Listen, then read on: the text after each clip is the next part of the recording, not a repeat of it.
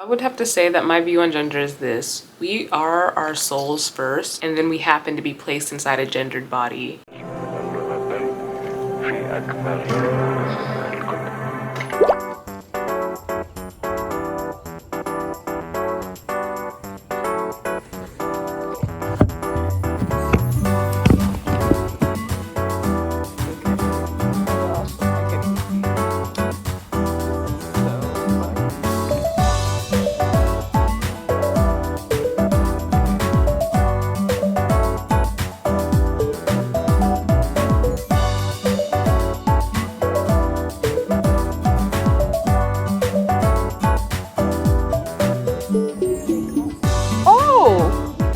What the fuck? How do you not catch things? I don't know.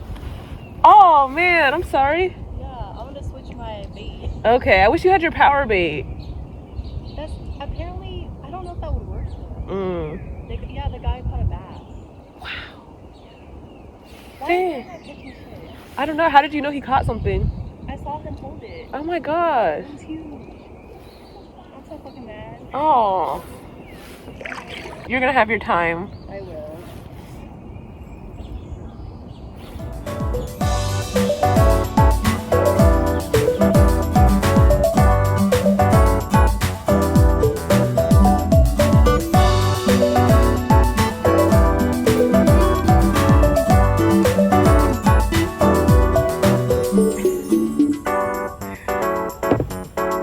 I just wanted to say that this video is for people who have struggled to figure out their sexuality, and especially if they've gone back and forth between being bisexual and being lesbian. I think it was really good that I came out as bisexual before coming out as lesbian, even though initially I thought it was a waste of my time. Like, why did I waste my years being one sexuality when I'm not that sexuality? But I realized it was good because I still needed to explore what it was I did feel towards men and fully understand that what I felt towards them was platonic and was not romantic, sexual, or wanting a relationship with them. And I think other people would have seen me as a fraud because my behaviors towards men would have made me look fraudulent, just showing excitement to be friends with them, or admiring their beauty because I am aesthetically attracted to them. It doesn't mean I'm romantically and sexually attracted to them. Oh, it's hot.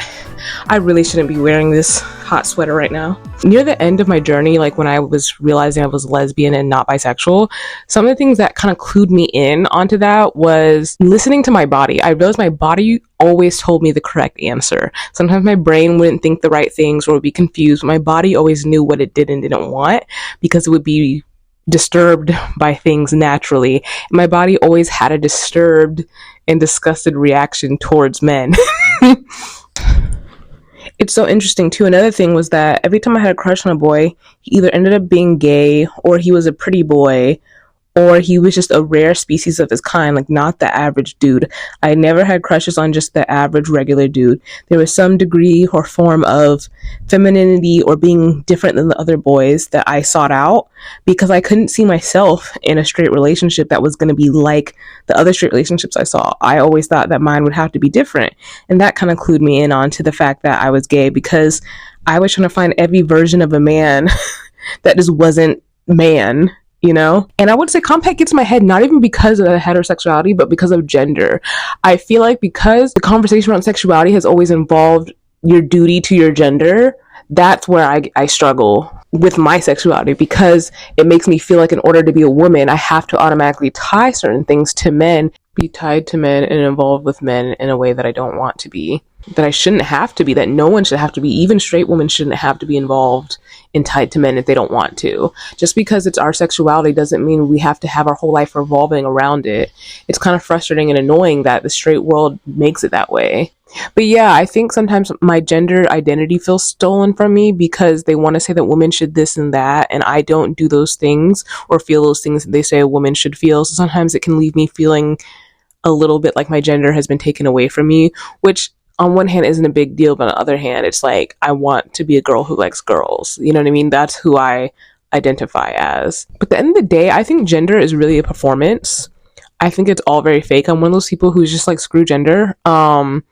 None of it really matters except for the fact that sexuality happens to exist, which sexuality is fluid anyways. If everyone was referred to as being pansexual, I think that would be the most the most equitable option. I think that'd be the most fair thing to do because no one can assume anything about anyone.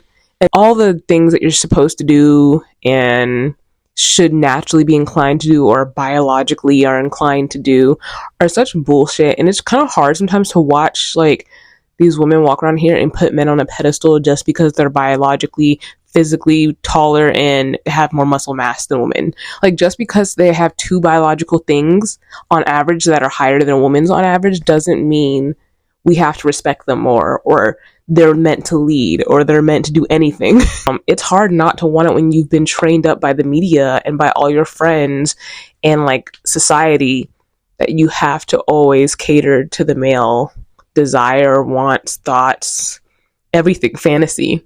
And it hinges on your gender, a part of your identity that you want to identify with. Gender isn't really fake. I just say that because I think all gender roles are really fake. I read this article one time and it was talking about sexual dimorphism and like the different sexual characteristics, and it kind of was like, yeah, what we categorize as female may not strictly have all the sexual characteristics of female.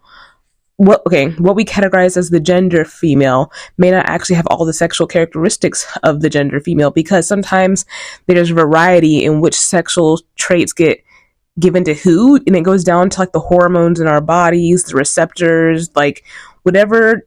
I don't know biology.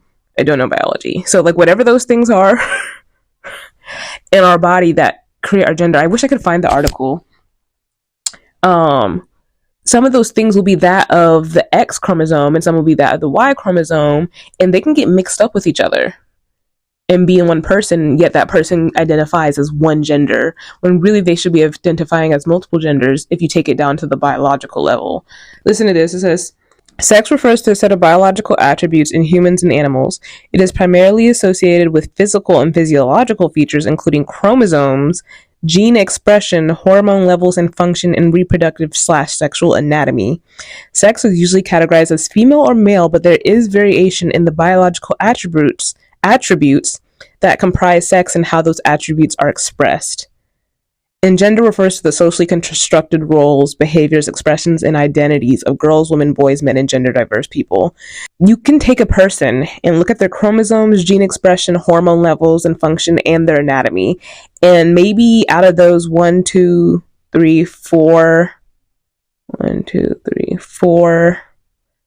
out of those 4 categories, 3 out of 4 of them are that for female.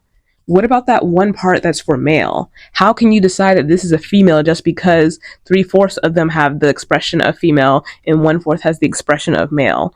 Or what if it's 2 and 2?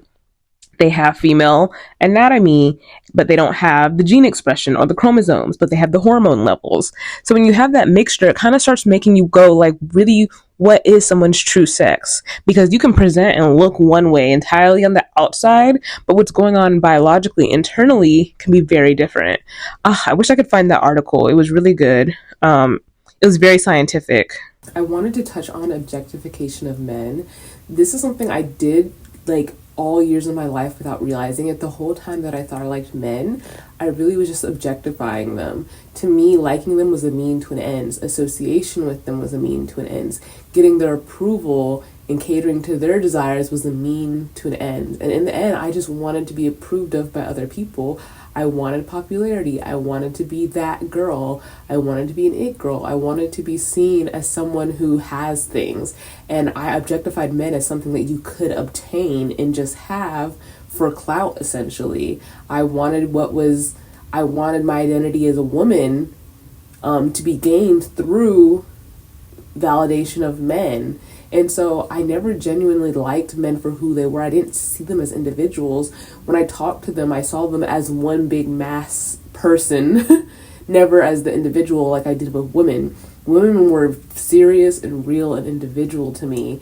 And like I had specific relationships with specific women, versus men, they were just men.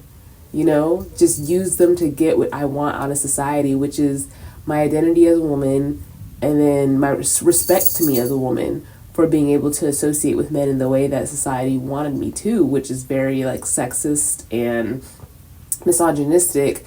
But I wanted that super hard for so long, and that's why I stayed under the category of bisexual for so long, because it felt so good whenever I did get that validation, when I did get that respect from men, when I did validate my gender using them as an object. It felt so amazing. Like, and I think us girls, we know this feeling. We know what I'm talking about. We're talking about, like, even though it's gross and annoying when men hit on us, at the same time, it lets us know that we're a correct woman. It kind of like validates that we're womaning properly, that we're being our gender correctly, and that we're not ashamed to our gender.